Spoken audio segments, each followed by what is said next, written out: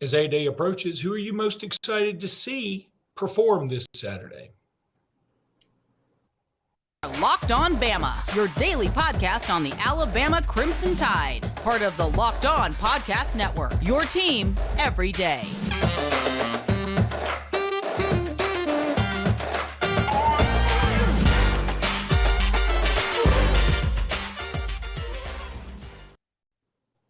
Hey, everybody. Welcome back into Locked On Bama. Luke Robinson, that's me. Jim Stein, that's him. And Jimmy, A-Day is approaching fast and furiously. But before we get into guys we really want to see this Saturday and who we hope will perform well or who we think will perform well, we do need to talk a little bit about the transfer portal because two guys have entered. Elijah Brown, who was a four-star tight end from Ohio. I mean, look, you could see this coming from almost the time he committed, right? I mean, I'm not taking a shot at him at all. Please don't think that. But you and I talk every year when we look at our signing class, and you know that of those guys that signed, some of them are going to leave. Some of them are going to be medical hardship or transfer whatever. He was a candidate from day one just because it felt like it felt like he wasn't the star of the class necessarily. Again, there's no shot at him. He got a scholarship from Alabama. Kudos, congratulations. I hope he goes somewhere and kicks butt. I really do. And then there's Jacques Robinson. Frankly, this one does surprise me a little bit. I know he's very speedy. I know Saban likes that. And I think he also had an interception this past weekend in the scrimmage that Alabama had. So, it seemed like maybe he was starting to come on. And also going in the transfer portal on the Wednesday before A-Day seems a little odd. Yeah, the timing of it is weird to me. Now that said, here's one other thing I bet no one's even considered. Doubt this is the case for Elijah Brown, but I won't be shocked if we see Jacques Robinson in the A-Day game. I won't be shocked. And that's because there's a couple of possibilities here. One, they could be trying to talk him into staying, in which case they would offer him the opportunity to keep on practicing and playing. Or secondly, they're completely fine with him leaving. Like, hey, if you want to leave, that's fine. And you can use it as your highlight tape. So I wouldn't rule that out. I don't think that will happen, but I think the larger point I want to make really doesn't have to do with those two kids specifically. Though it doesn't. What I mean by that is, look, we now have a small sample size of what Alabama looks like in the transfer portal era. And it looks like between the December portal and the April portal, you're looking at about 15 or 16 guys that leave. And in this NFL draft, we're about to have around 13 or 14 taken in the draft. Well, let's say about 13 go in the draft, another 2 or 3 get picked up and go to camp, NFL camps. So that's roughly half and half, right? And then you're signing around 30 guys a year. So accept this on the front end. I know everybody gets so excited about the 30 guys we just signed. Half of them are leaving. I mean, it's literally, this is the way the math is working out, is that you bring in 30, and then by the time 4 years rolls around, half of them portaled out, and half of them were great and go to the draft. But we don't think of half when we sign the number one class in the country. And it is the number one class in the country. Just realize that a lot of guys that are portaling out, like Jacques Robinson, are good players. He's good. I know people say, how do you know that? I just actually do. Jacques is a good player. I don't mean he's a good player like he's going to go to Georgia and be their nickel corner and lead them to the national championship and be a second-round pick in the draft. No, I mean he's a good player like I'm just going to pick – he can't go to an SEC school, but those are the programs we know the most. I think he's good like this. He would go to Ole Miss and be a starter and be one of their better DBs. Not if they have 6 DBs that they regularly play, I think he'd probably be about their 4th or 5th guy, and would be good. And he would be good, and he would help them improve. And when we played against him, we're going to know he's on the field, number 23 for Ole Miss. I mean, if he went there, now obviously he's not going to go there. He's going to go someplace else. I'd recommend him following a couple other Alabama guys down to Central Florida, where I think he would be certain to play.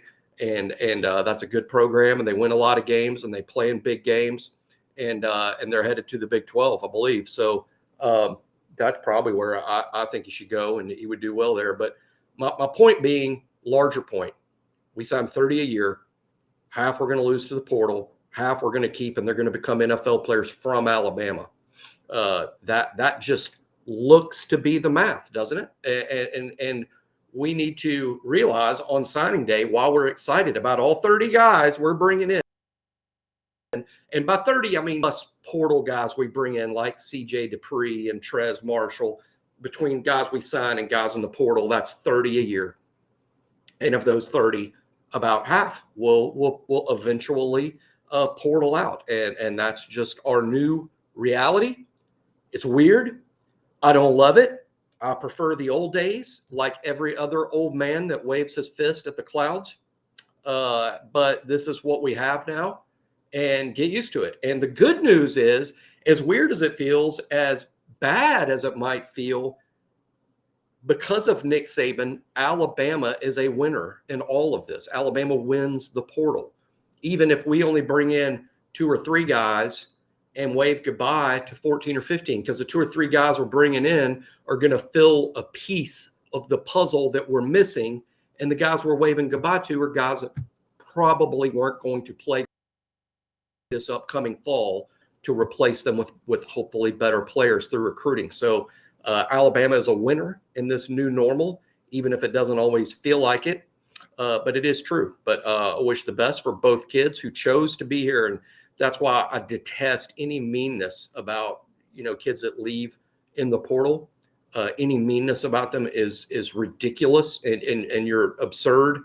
If those kids chose to be here, they were both heavily recruited. They had other good options, and they chose Nick Saban and Alabama. And we should be forever appreciative of that and wish them well. Yeah, I'm with you on that. And, hey, look, hope they go on and just kick butt wherever they go. But that is 2 guys that – and look, here's the other side of it.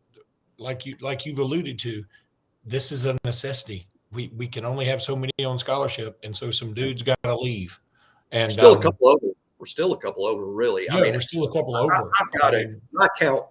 I never say that my count is 100% accurate, because there are things that Alabama doesn't want us to know and things that I wouldn't know. But per my count, we're 2 over right now, but we may not be over. But I think we're 2 over, and we're probably going to see after spring game is when I thought more kids will leave. My guess is 2 to 3 more leave. I don't have names. It wouldn't be fair. Okay, Jimmy, let's go ahead and tell everybody about FanDuel, because you know how much I love FanDuel. It's hard to beat FanDuel. You can beat an egg, you can beat a bush, you can't beat FanDuel. Baseball is back. You got all your grand slams, you got all your double plays, you got your pitch counts and pitch clocks and balks, and you got all that stuff, man. And it's right there. You can bet on it with FanDuel. If you go to FanDuel.com/locked-on, that's because right now new customers can step up to the plate with a no sweat first bet up to $1,000. Just go to FanDuel.com/locked-on, sign up, place your first bet, and get up to $1,000 back in bonus bets if your first bet don't win. Look, you want to bet on somebody, the Braves. You want to bet on the Braves if they'll ever freaking lose? If you watch this podcast, I hate the Braves, and the Braves just don't lose. They never lose. They never lose. They're never going to lose. 10 in a row, I think. I mean, it's bananas, man. The Rays started out like 11-0, and the Braves have about caught them. If you want to bet on something like that, if you want to bet on how mad Luke will get because the Braves will never lose, you can probably bet on that over at FanDuel.com/locked-on. Don't miss your chance to get that no sweat first bet up to $1,000 when you join FanDuel today. Just go to FanDuel.com/locked-on to sign up. FanDuel is an official partner with Major League Baseball. Also, tomorrow, we'll be talking more A-Day stuff, just getting you ready. And then can't wait to have are you going to A-Day, Jimmy? I'm going to go. I am going to A-Day, and it is going to be ready for this because last year it rained. This year, sunny, 72. It's almost as if they moved A-Day to San Diego, California. I dig it. But it's actually in Tuscaloosa. It's San Diego weather in Tuscaloosa, Alabama on Saturday. And, it's going to be awesome. Recruits, and I might watch captains get their footprints in the sidewalk and just enjoy what is the best game day in Tuscaloosa all year long that doesn't take place in the fall.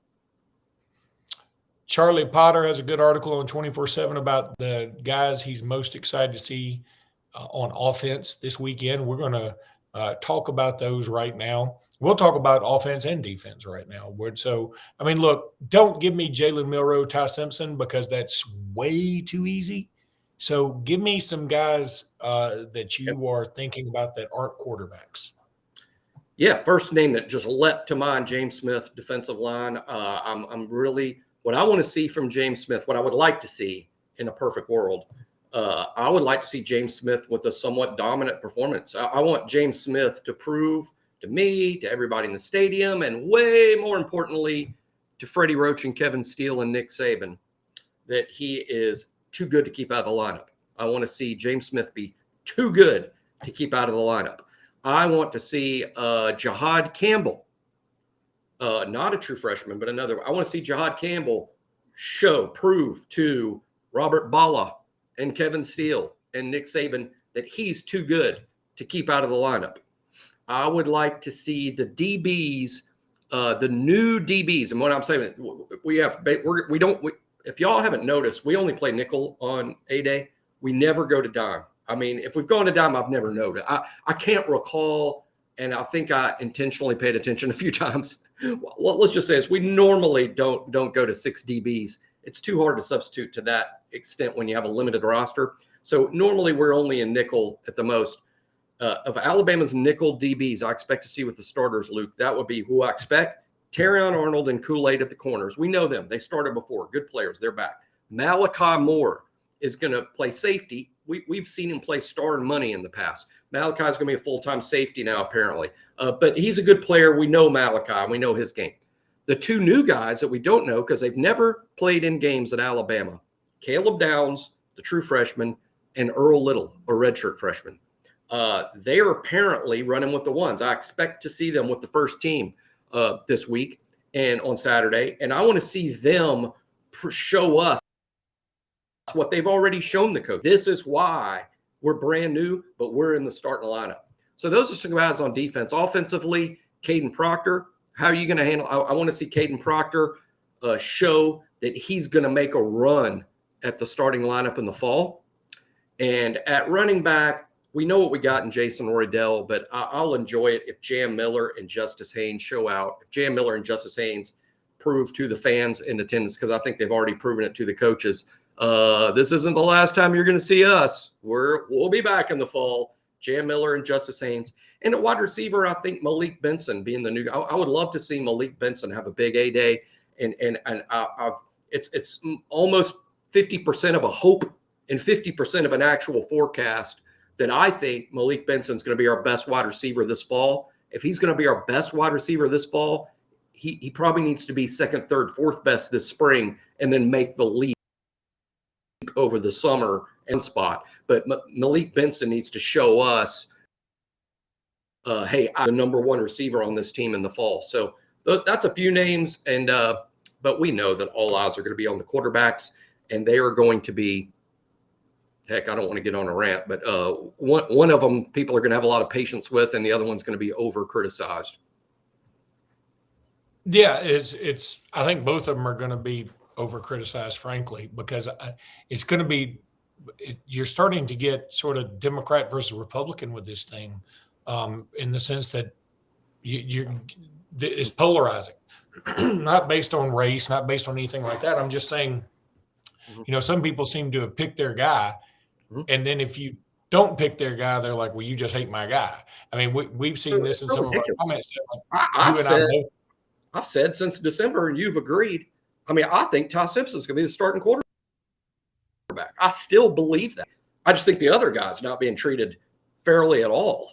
I mean, he's being hyper criticized, but I don't really have a guy. I just have a prediction. I want what's best for the team, and I 100% believe Nick Saban's very good at this, and whatever Nick Saban chooses is going to be best for the team. I'll be behind that because he's been right with every string he's ever pulled in the past when it comes to this sort of thing in my mind. But so I don't have a guy. But I have a prediction, and I think it's going to be Ty. But let me say this. In a perfect world, I would rather Jalen Milroe win the job because I think Jalen Milroe is more experienced. I would love to see Ty Simpson get another year under his belt, at least. But the problem is, now with the transfer portal, you don't really have that. So you just have to. You don't have time. You have to think about your future. You have to think about the present. You have to think about a lot of stuff. And it used to be Jalen Milroe would undoubtedly be the number one guy if you ask me. Because of the experience. But now you can't really do it that way. And there's some positives there because you end up probably playing the best option instead of the guy that you think is least likely to make mistakes. But I do think it would be cooler to Jalen Milroe. I mean, I would love to have that big bruising guy. Look, Jalen Hurts obviously is a freak of nature athletically. I mean, he squats a school bus routinely. But he wasn't necessarily – he didn't have the freakish athleticism that Jalen Milroe has. I mean, Jalen Milroe Hurts is crazy good, and he just became the NFL all-time highest paid player. Fantastic. Love him. We all love him. That goes without saying. But there's also something about Hurts that's intangible. I mean, like his leadership quality, his demeanor, the fact that he has, he surrounded himself with all these women in his inner circle to handle a lot of his business affairs, and it's just brilliant, right? Jalen Milroe is like who you want off the bus first. He's chiseled out of granite, and so yeah. While Hurts is squatting the bus, Milroe's getting off of it first. But Boy, he's got to take a big step down. Like Jalen, could you put it? I'm trying to scare the other team by being the first guy off the bus. And it's 6 feet off the ground. Could you put the bus down on the ground so I can scare the other team? But I'm saying that wouldn't it be cool to have somebody that intimidating back there at quarterback? Because he is an intimidating looking dude. I'd like Jalen to be the quarterback. Just to, there have been, I've seen people online. I know they're the extremists. I'm not going to watch next season back. Good. That makes me. I hope Milroe wins a job. I mean, because of comments like that, and those comments are out there. It's just people saw him play 6 quarters and have made up their mind forever. I hope somewhere there's a Tennessee fan that watched Peyton Manning in 1994 over 6 quarters and made up their mind. I'm never watching Tennessee play with this loser as our quarterback. And then Do you know who they wanted instead of Peyton? Do you remember his name? Brandon Stewart. He ended up transferring to where? A&M. Jim, you're 2 for 2, bro. Let's go ahead and take a break, Jimmy. When we come back, a couple of little basketball things I want to throw out there. And we're back. So basketball-wise, Dink Pate, who I was praying, dear 7-pound, 9-ounce baby Jesus, let us get this man. Not only is a good player, but I just want to hear Chris Stewart, when Dink Pate has a breakaway jam, he can go, and it's dink and dunk. Right? You're right. Nobody else wanted that. I hate that we'll never hear that. Let's contact the G League Ignite and see if they. It feels like you hate you just heard it from. It feels like you hate you just heard it from me. It wasn't that great. It was fine. It was fine. I wasn't sure where you're going with it. I think there's a few ways to go with Dink. It was a bad way to go. But look, that thing had been rattling around up here for a while, and I was like, "This is my only chance to use it now," because he's been going to another college where we can talk about him, like in the NCAA tournament. He's going to League Ignite pros. So yeah, I mean, and he apparently did allude to the fact that had he gone to college, it probably would have been to Alabama, which also makes it doubly painful. It was worse. I almost wish he hadn't said it. I wish he did. If I hadn't gone to G League, I was gonna just join the Marines. Or if he had said, my visit to Alabama was so bad, I just decided to go straight to the pros, even though I'm not ready. Whatever. It does hurt worse. I mean, this is, I'm trying. Sarah Jean Underwood calling you and saying, I would have gone to prom with you if you just asked me. you know. But anyway, so what now is out there is Alabama's really turning up the heat on Boogie Fland, also an awesome name. Yeah. If we don't get Dink but get Boogie, I think that's a win. Boogie Fland, the number 8 player on the ESPN top 100. He would be, I mean, he's Brandon Miller-esque. I just watched some highlights of him. He's not quite as big as Brandon Miller, but he's good. He's quick as a hiccup. Good shooter. He just an all-around great performer, and it would be great to get him. And we're really turning up the heat on him, apparently. Yeah, I think we're hiring the new staff. There's still a spot or two left, and support staff guys, and so Nate's, I'm sure, juggling recruiting and hiring the staff.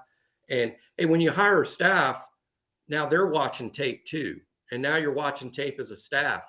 The board can really change if you've hired the right assist. If you've hired the right assistants, they will look at your board and say, you know what, coach, just me, but I like the guy you got at 7. I like him up there at 2, or the guy you've got even at 1. Let's watch some more tape, coach, because I'm not quite as sold, and that's how that's supposed to work. Where there's a give and take and there's a consensus of opinion, as a coach saying, hey, I'm taking this guy and you 3 idiots don't know what you're talking about. Well, then maybe they shouldn't be working for you. So Alabama's board, it's a long way to say Alabama's recruiting board, the board, they have one in basketball just like they do in football. The board is probably looking different with every hire you make.